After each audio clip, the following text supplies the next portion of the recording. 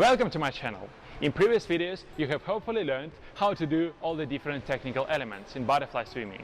In today's, we are going to cover how to combine all the elements, helping you to swim butterfly perfectly and also easily. To achieve the correct technique for butterfly swimming, it is important to do each movement at the right time.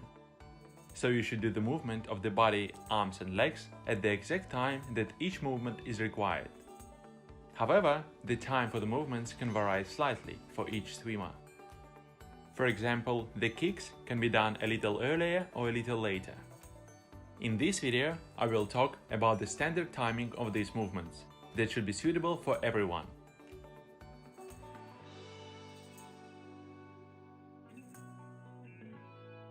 In one complete stroke, the swimmer will perform an arm stroke, the back movements, and 2 kicks. Each of these technical elements was discussed in the previous butterfly lessons on my channel. If you skip something about butterfly technique, you'll find it in the previous videos.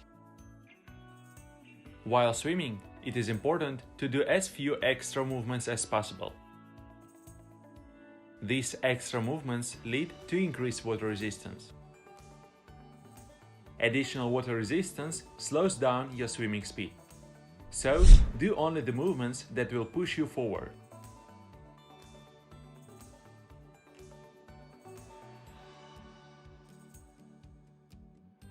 In the beginning of the arm stroke, your body should be stretched forwards. Your legs and back are straight and close to the water surface. While doing the arm stroke, your legs are starting to move up towards the water surface to get ready to kick.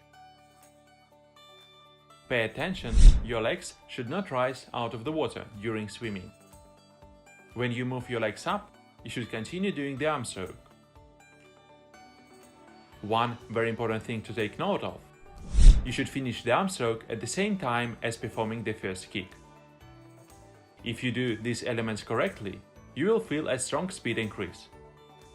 If your legs and arms perform their movements at the wrong time, the swimming won't be as efficient. The main idea of doing the end part of the arm stroke at the same time as the kick is to get the highest possible speed, swimming forwards and returning the hands forward with the least possible resistance. For example, if your legs kick earlier than needed, your arm stroke technique can suffer. But more importantly, after the arm stroke, you won't get that high speed, and your hand return will be done when your speed is much slower. Imagine one boat moving at a low speed and another boat moving at a high speed. The boat which goes faster rises from the water and goes above the water. Therefore, the water resistance doesn't become a problem, because the boat has the shape and position that allows it to keep the resistance as low as possible. However, the boat that goes slowly has its body sinking in the water, and the water resistance is high. The same applies to swimmers. If there is no speed after the arm stroke, the body won't rise from the water, so it will be deeper in the water. The speed will immediately slow down, and it will be difficult to perform the hand return. Many swimmers stay too deep in the water while swimming, which leads to difficulties in performing the movements, and their speed slows down. This is why the kicks must be done when the arm stroke is being finished. After the arm stroke, you should immediately start returning your hands forward and take the breath. These two technical elements are done together. Just in the very end of the arm stroke, you should start moving your head up, and as soon as your hands are out of the water, you take the breath. Straight after the breath, you should move your head down into water, before the hands enter the water surface in front. When your hands enter the water, you should do the second kick, which is a bit stronger than the first one. In the video, Alexander performs the second kick a little later than what I would recommend. I suggest you to do the second kick at the same time as when your hands enter the water. His technique is correct and it works fine for him. As soon as you finish all these elements, the stroke is finished. Now we will talk about a few technique drills which will train you to perform the movements at the right time.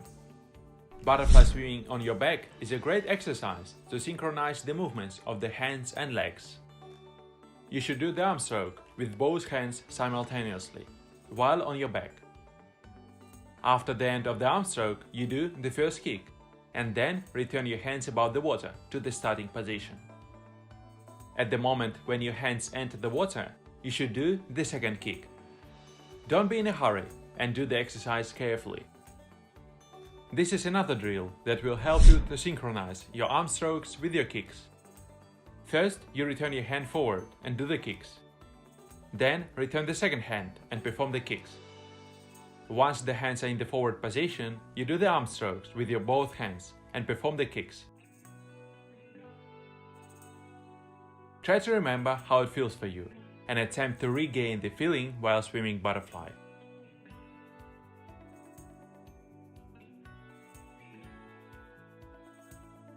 Also, you can do all the drills that I've shown you previously, but you can do them focusing on performing the movements at exactly right time.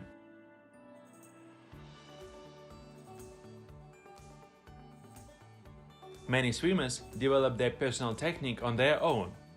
In this case, swimming may feel differently, or not exactly as I explained.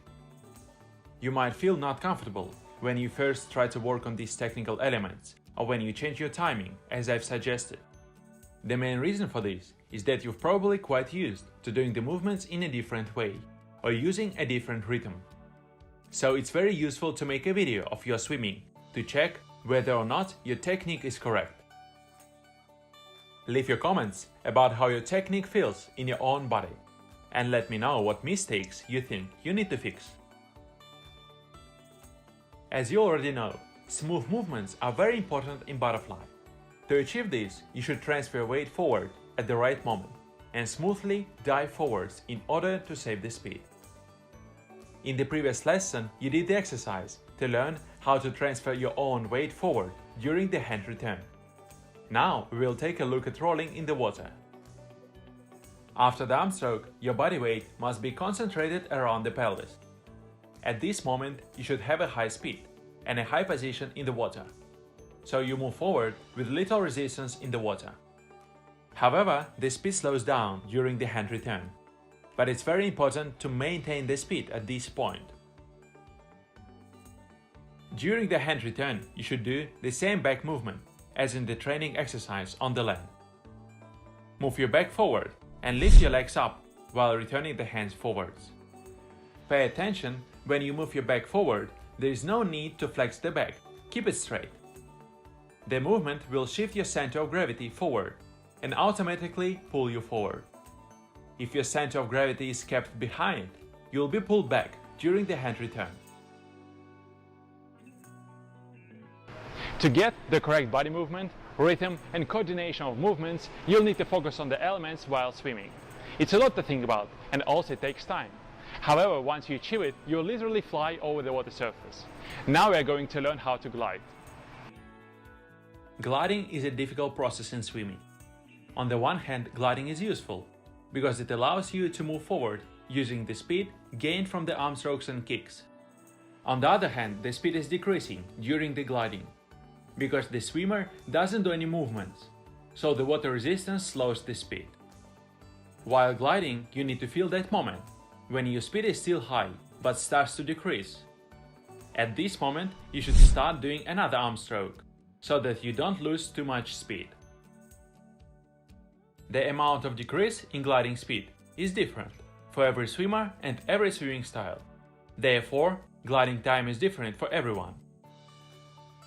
In butterfly, the speed gets slowed down during the hand's return, but the second kick boosts the speed up again, so you can theoretically glide with it. However, the speed won't be high enough to glide very much. If you glide too much, your speed will slow down a lot, and you'll need to start the stroke from scratch. I'm not saying that you should do arm strokes without any gliding. When your hands enter the water, you can slowly start a new arm stroke, like Alexander does in the video. In the very beginning, the water grabbing is done slowly, but then the hands start accelerating. Having this grabbing phase of an arm stroke will allow the swimmer to glide forwards a little bit while doing the first phase of an arm stroke, and also helps to maintain the speed for a new arm stroke.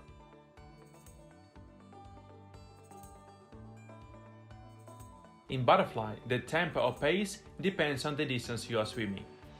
The main difference of the swimming pace is the speed of a stroke.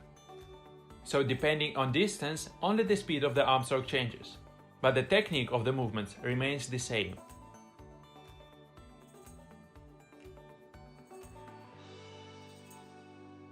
In a sprint, the movements are done as frequently as possible. In long distances, the movements are long, similar to what Alexander is doing in the video.